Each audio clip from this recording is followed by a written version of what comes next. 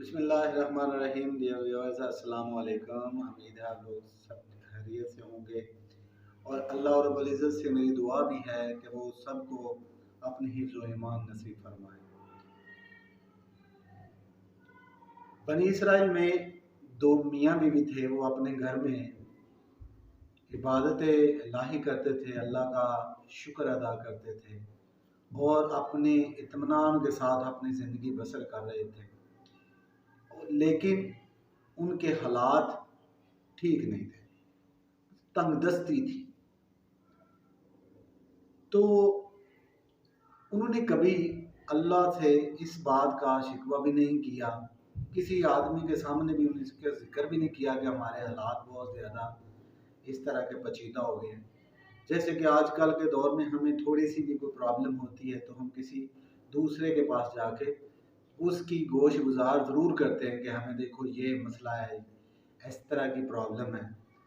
تو ہم لوگ جانتے بھی نہیں ہیں کہ ہم لوگ جانے انجانے میں کتنی بڑی ناشکری کر بیٹھتے ہیں۔ اسی طرح وہ دو میاں بیوی اپنی زندگی بسر کرتے تھے، لیکن وہ جانے انجانے میں جس غلطی کا میں نے تذکرہ کیا وہ نہیں کیا کرتے تھے۔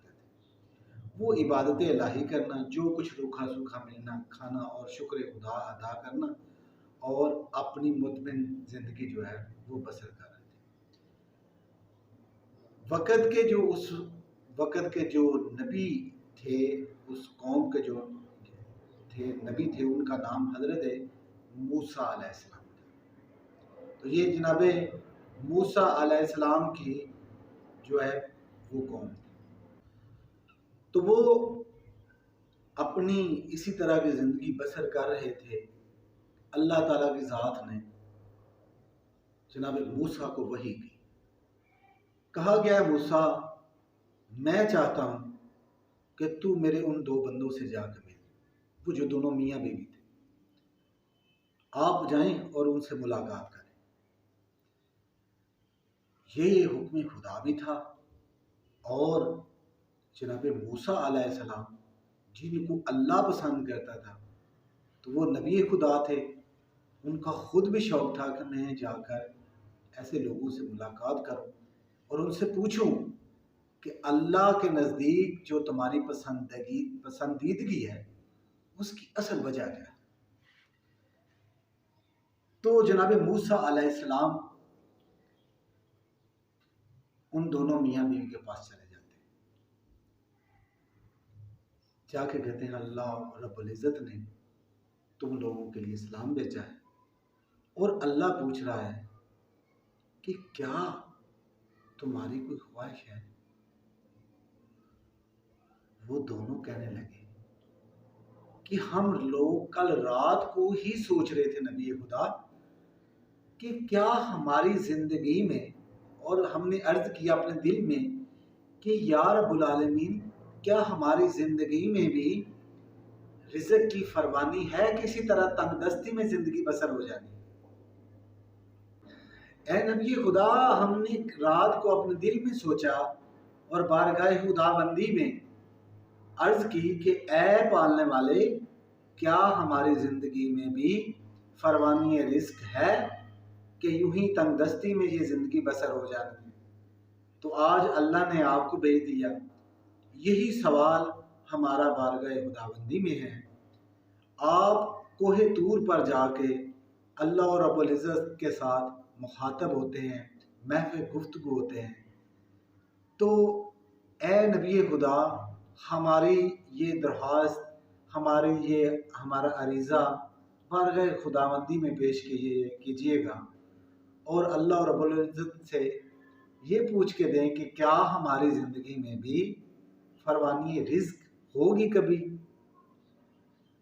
اللہ کے نبی ان سے رخصت ہوتے ہیں اور کوہ طور پر چلے جاتے ہیں۔ عبادت الہی کے بعد محو گفتگو ہوتے ہیں خدا بندے کریم سے، اور کہتے ہیں کہ اے اللہ رب العزت، جن دو بندوں کی طرف جو دو میاں بیوی کی طرف آپ نے مجھے بھیجا تھا، ان کا ایک سوال ہے عرض ہے وہ آپ کے حضور پیش کروں۔ اللہ رب العزت نے فرمایا موسیٰ میں جانتا ہوں کہ انہوں نے تم سے کیا کہا، جاؤ اب جب صبح ان سے جا کے ملو تو ان سے کہہ دینا کہ ہاں تمہاری زندگی میں اللہ نے رزق کی فراوانی لکھ رکھی ہے، اب چلو اللہ نے یہ تمہیں اختیار دیا ہے، تم اگر چاہو تو اپنی جوانی میں رزق کی وہ جو فراوانی ہے وہ حاصل کر لو، اگر تم چاہتے ہو کہ ہمیں بڑھاپے میں یا عمر کے کسی حصے میں تم چاہتے ہو کہ ہمیں وہ فراوانی رزق مل جائے، وہ جو وسعت رزق ہے وہ آ جائے، تو اللہ رب العزت یہ تمہیں اختیار دیتا ہے، اس کے لیے تم خود فیصلہ کر۔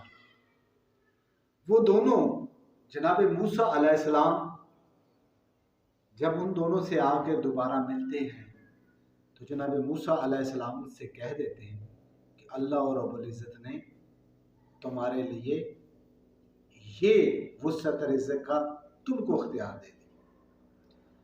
ٹھیک ہے، وہ دونوں میاں بیوی رات کو کہتے ہیں کہ ہم سوچ لیتے ہیں، اور سوچنے کے بعد اے نبی خدا ہم آپ سے دوبارہ ضرور ملیں گے، اور اپنی جو اللہ رب العزت نے ہمیں اختیار دے دیا ہم اس کے بارے میں جو فیصلہ کرتے ہیں اس سے آپ کو آگاہ کرتے ہیں۔ دونوں میاں بیوی رات کو بیٹھتے ہیں اور آپس میں وہ مشورہ کر رہے ہیں کہ یہ جو رزق ہے یہ کب لیا جائے۔ اچھا، وہ جو شخص تھا خامد اس عورت کا، وہ کہنے لگا کہ ہم بڑھاپے میں یہ رزق لیں گے، جب ہمارے کوئی کمانے والا یا ہمارے بچے یا ہماری اولاد جو بھی ہے وہ ہمیں دھتکار دے گی یا ہمیں نقصان اس وقت پہنچانے کی کوئی کوشش کرے گا، تو ہمارے پاس اس وقت رزق کی وہ فراوانی ہوگی، رزق کا وہ ذخیرہ ہوگا جس سے ہم مستفید ہو جائیں گے، تو بڑھاپے میں لے لیں تو وہ زیادہ اچھا ہے۔ وہ اس کی بیوی کہنے لگی کہ اے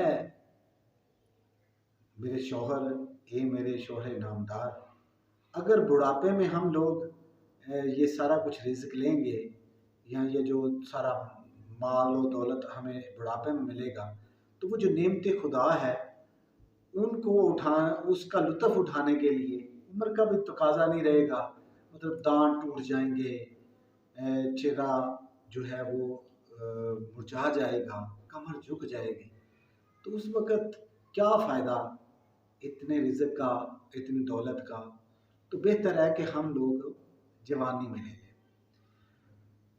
طے ہو گیا، دونوں میاں بیوی نے یہی فیصلہ کیا۔ صبح نبی خدا جب آئے تو انہیں اپنی ارادے سے آگاہ کر دیا۔ اب جب وہ صبح سو کے اٹھتے ہیں تو دیکھتے ہیں کہ ان کے گھر میں اناج کی بوریاں پڑی ہوئی ہیں، مال و زر پڑا ہوا۔ اچھا، انہوں نے کیا کیا؟ اب جو وہ عورت جس نے اپنے شوہر کو مشورہ دیا تھا کہ رزق کو جوانی میں طلب کرتے ہیں، وہی اپنے شوہر سے کہنے لگی کہ اے عبد خدا، یہ اللہ نے یہ رزق جوانی کی حدیں ختم ہونے تک اس نے وعدہ کیا، یہ ختم تو ہونا نہیں، کیوں نہ ہم راہ خدا میں جو ہے وہ لنگر خانے لگا دیں، لوگوں کو بلا کے کھائیں، یہ کام تو ہونا نہیں، وعدہ تو اس نے کر دیا کہ جوانی کے ایام میں یہ فراوانی رزق رہے گی، تو ہم کیوں نہ ایسا کریں کہ ہم لوگوں کو جو ہے وہ بلائیں اور لنگر خانے کھول دیں۔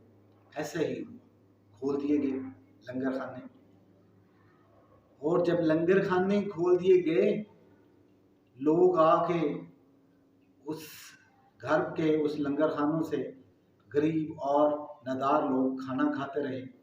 یہ ایام جوانی جو ہے یہ بھی گزر گئے۔ اب دیکھا کہ وہ رزق تو ویسے کہ ویسے ہی، وہ پھر خود گئے اللہ کے نبی کے پاس، کہا یا موسیٰ، ایسا ہم نے کوئی گناہ تو نہیں کر دیا؟ اللہ کا وعدہ تو صرف وقت جوانی تک ہمیں یہ رزق دینا تھا، اس نے وعدہ کیا تھا، لیکن ہم سے کوئی ایسی بھول ہو گئی ہے تو کیا ایسا ہوا ہے کہ رزق جو ہے وہ جاری و ساری ابھی تک نہیں۔ تو فرشتہ وحی تشریف لائے اور انہوں نے جناب موسیٰ سے کہا کہ موسیٰ ان سے کہہ دو کہ انہوں نے جو کام کیا ہے، راہ خدا میں جو لنگر خانوں کا اہتمام کر دیا، اللہ رب العزت کہتا ہے کہ یہ تمہاری 7 نسلوں تک اسی طرح سلسلہ جاری و ساری رہے گا۔ اس واقعے سے ہمیں کیا سبق ملتا ہے؟ اس واقعے سے ہمیں یہی سبق ملتا ہے۔ دیکھیں ہمارے ملک میں اس وقت ایک عذاب کی سی کیفیت ہے۔ سیلاب اس طرح آیا کہ اس نے بستیاں اجاڑ دی، ننھے بچوں کی لاشیں پانی میں بہتی ہوئی ان آنکھوں نے دیکھی۔ اور ہمارے ہاں لوگ جو زندہ لوگ ہیں، جو بچ چکے ہیں، وہ کس فکر میں ہیں؟ وہ اس فکر میں ہیں کہ ہم منافع اور کما لیں۔ انتہائی افسوس کے ساتھ آپ دیکھیں سبزیوں کے ریٹ بڑھ گئے، اشیائے خورد و نوش جو ہے ان کی قیمتیں آسمانوں کو چھونے لگی۔ کیا ہم اس طرح کے مسلمان ہیں؟ کیا ہمیں دوسروں کو دیکھ کے سبق حاصل نہیں کرنا چاہیے؟ یہ جو واقعات، حالات و واقعات ہمارے سامنے ہو رہے ہیں، کیا یہ ہمارے لیے کوئی نصیحت نہیں رکھتے؟ کیا ہم لوگ بے حس ہو گئے؟